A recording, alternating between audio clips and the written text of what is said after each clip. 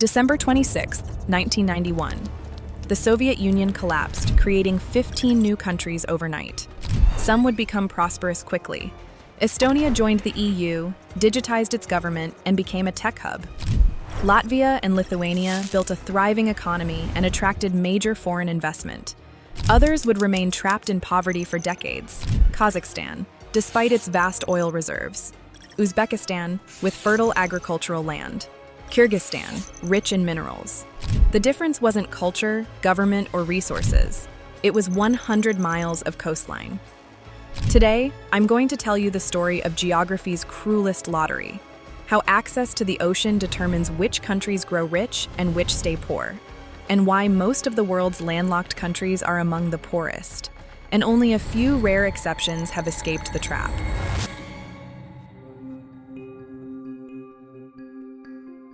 Picture December 1991. 15 former Soviet republics wake up as independent nations. They share similar histories, similar political systems, similar starting points.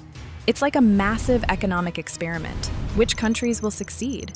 Meet our characters: the Baltic Three, Estonia, Latvia, Lithuania. Small, cold, with limited natural resources. At the time, most economists predicted they'd struggle. Then there's the Central Asian Five: Kazakhstan, Uzbekistan, Turkmenistan, Kyrgyzstan, Tajikistan. Vast territories, enormous natural resources, strategic locations between Europe and Asia. On paper, they looked destined for rapid growth. 33 years later, the results defied expectations. Estonia's GDP per capita is now over $30,000. Latvia, around $23,000. Lithuania, about $29,000. These tiny Baltic nations became some of Eastern Europe's biggest success stories. Kazakhstan, despite being the world's largest landlocked country with massive oil reserves, sits at around $15,000 per capita. Uzbekistan, roughly $2,200. Kyrgyzstan, barely over $1,300. So, what happened? The Baltic states had something the Central Asian countries didn't. Something more valuable than oil, more precious than gold, and more powerful than any natural resource. They had coastline. Access to the Baltic Sea gave them direct trade routes to Western Europe and beyond, a geographic advantage their Central Asian neighbors could never replicate. And that seemingly small difference, just 100 miles of coast, shaped the economic fate of over 80 million people. So why exactly does being landlocked create such a massive economic disadvantage? Let me show you. Let's start with a shipping container. A standard 20-foot container packed with goods that needs to get from a factory in Uzbekistan to a customer in Germany. If Uzbekistan had a seaport, that container would travel 3,000 miles by ship, costing about $1,500 to transport. Simple, direct, efficient. But Uzbekistan is landlocked, so that same container must travel overland through multiple countries, crossing borders, paying transit fees, dealing with customs delays.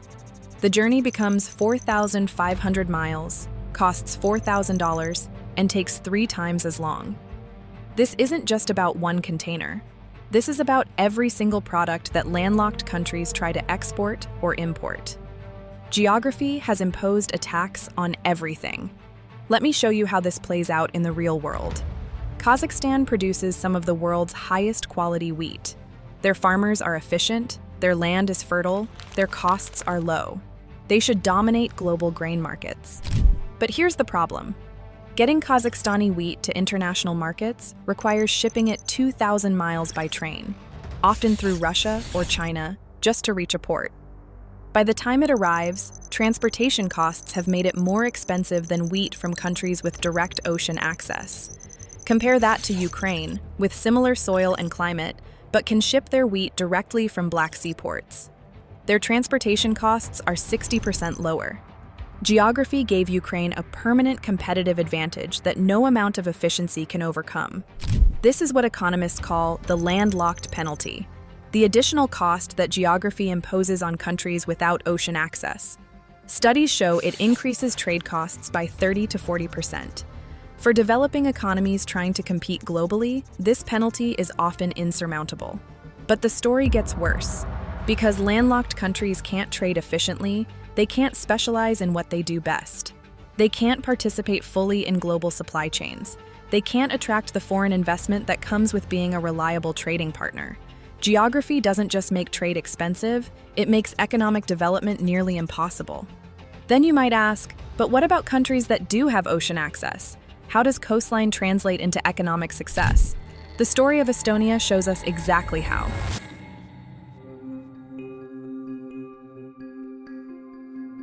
In 1991, Estonia had 1.5 million people, no natural resources, and an economy destroyed by Soviet central planning.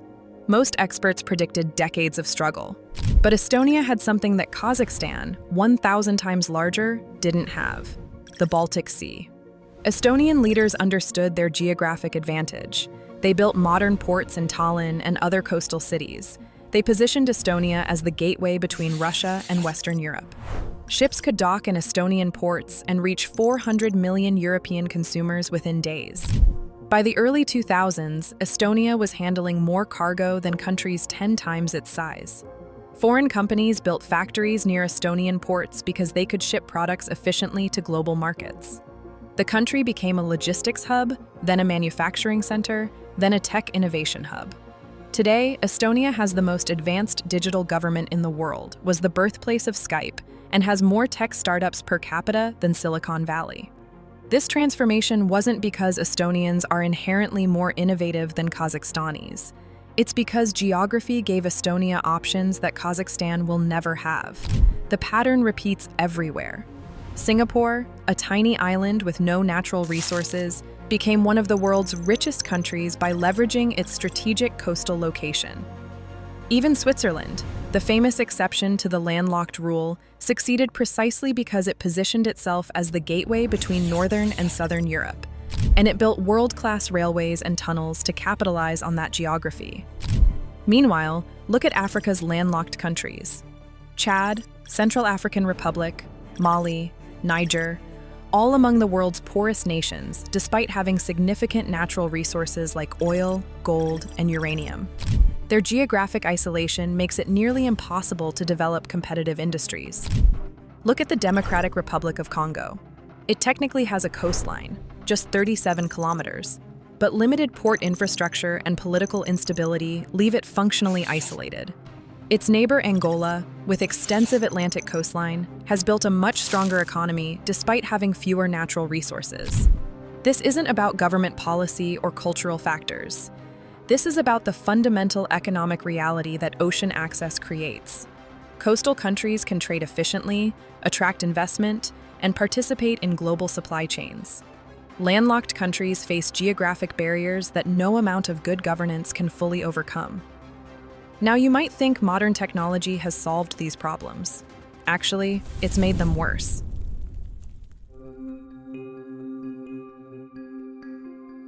At first glance, it seems like modern technology should have made geography irrelevant. With faster trains, better roads, and advanced logistics, surely landlocked countries can now compete, right? In reality, the opposite is true. Globalization has made ocean access more valuable, not less. And that's because of one thing: the shipping container. Today's global economy depends on massive container ships carrying thousands of containers between continents. These ships are the most efficient form of transportation ever invented, moving goods for pennies per mile. But they only work if you have ports. A single container ship can carry 20,000 containers from Shanghai to Rotterdam for less than it costs to truck 100 containers from Kazakhstan to the nearest port. The efficiency gap between ocean and land transport has actually grown wider with modern technology. Let me give you a specific example. Apple manufactures iPhones in China and ships them globally. The cost to transport an iPhone from a Chinese factory to a European customer by container ship, about $0.50. The cost to transport that same iPhone overland from a landlocked country to Europe, $10 or $15 more per unit, just in logistics. This is why global manufacturing clusters around coastal areas. It's why 80% of the world's population lives within 100 miles of an ocean. It's why landlocked countries struggle to attract the foreign investment that drives modern economic growth. But here's what makes the situation even more challenging for landlocked countries. They're dependent on their neighbors for market access. If Kazakhstan wants to export oil, it needs pipelines through Russia or China. If those relationships sour, Kazakhstan's economy suffers. Chad discovered this the hard way. When political tensions with Cameroon disrupted their oil pipeline, Chad's entire economy nearly collapsed. Coastal countries control their own economic destiny. Landlocked countries are always at the mercy of their neighbors. The pandemic made this vulnerability even clearer. When borders closed and transportation networks disrupted, landlocked countries faced severe shortages of essential goods. Their geographic isolation, always an economic disadvantage, became a survival threat. Meanwhile, island nations like New Zealand could control their borders while maintaining essential trade links through their ports. Geography that seemed like a disadvantage, being isolated, actually became a strategic advantage. By now, you might be thinking, wait a minute, what about Switzerland? Isn't it one of the richest countries in the world and landlocked? The answer reveals why geography is so hard to overcome.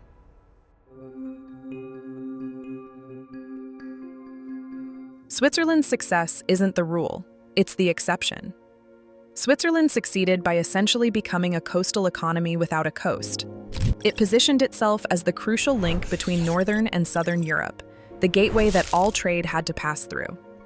Swiss leaders invested heavily in transportation infrastructure, tunnels through the Alps, efficient rail networks, world-class logistics systems. They made Switzerland indispensable to European trade, charging premium prices for access to their strategic location. But here's the key. Switzerland could only do this because of its unique geographic position between major European markets. But infrastructure alone didn't make Switzerland rich. Its political neutrality, centuries of institutional stability, and reputation for safety and discretion attracted global finance, diplomacy, and multinationals. In other words, Switzerland overcame the landlocked penalty not just through smart decisions, but because it was uniquely positioned to do so. That formula simply doesn't exist for most landlocked countries. Kazakhstan isn't surrounded by Germany and France. Chad isn't nestled in the heart of a cooperative free trade zone. Even among landlocked nations, Switzerland had advantages others didn't. It turned those into a strategy. But replicating it elsewhere is extraordinarily difficult. And that's the deeper point. Overcoming the landlocked penalty isn't impossible, but it is incredibly rare.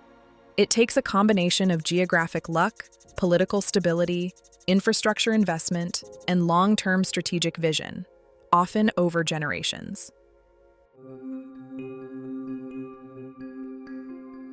This is the story of geography's cruelest lottery.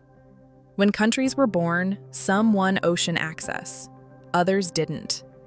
That single geographic factor has determined the economic fate of billions of people. It explains why Estonia thrived while Kazakhstan struggled, despite Kazakhstan having 100 times more natural resources. It explains why tiny Singapore became a global financial center, while vast Chad remained impoverished. It explains why 80% of global wealth is concentrated within 100 miles of an ocean. This isn't about superior culture, better government, or harder work. This is about the fundamental economic reality that ocean access creates opportunities that landlocked geography simply cannot provide. The next time you see a map of global poverty, look closer. You'll notice a pattern. The poorest regions are almost always landlocked. The richest are almost always coastal. Geography doesn't just influence economic development, it determines it. And unless new technologies emerge to rewrite the rules of global trade, that gap is likely to grow, not shrink. Because while governments can rise and fall, and markets can boom and bust, mountains don't move, rivers don't reroute themselves, and oceans don't suddenly appear where there were none before. That's the power of economic geography. It doesn't just explain the past, it helps us see the future. If you want to understand how location shapes wealth, power, and prosperity, subscribe and join me next week when we explore how geography explains America's global dominance and why no other country could have achieved the same success.